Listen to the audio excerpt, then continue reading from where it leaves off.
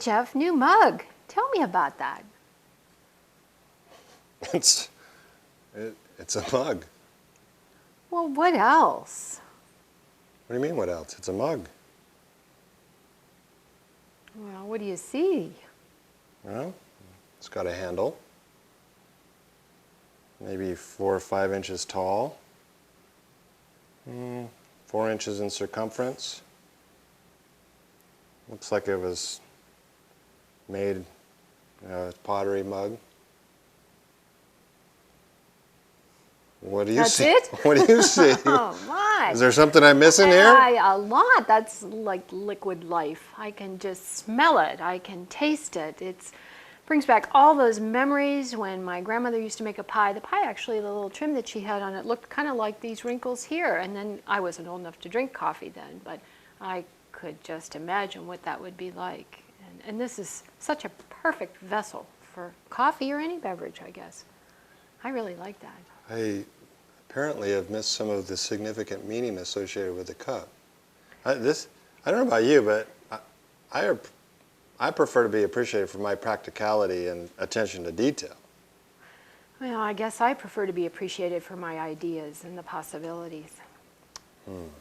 I value knowing and doing what works, and I admire practical solutions.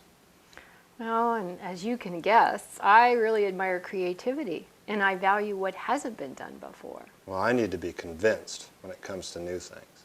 And I need to be inspired.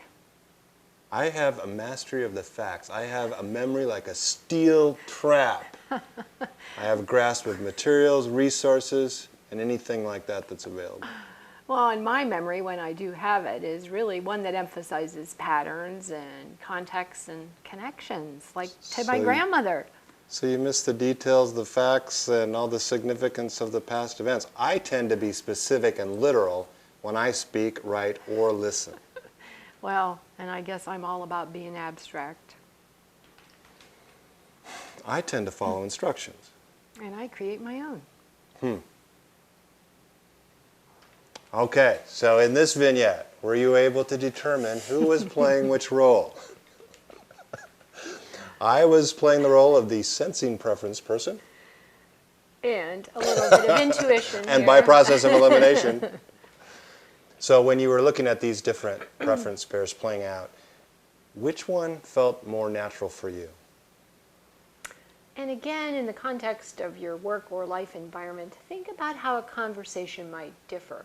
Think about the person with a preference for sensing who really does need more of the detail, and in contrast, the person who has more of a preference for intuition, who will really want to have less of that.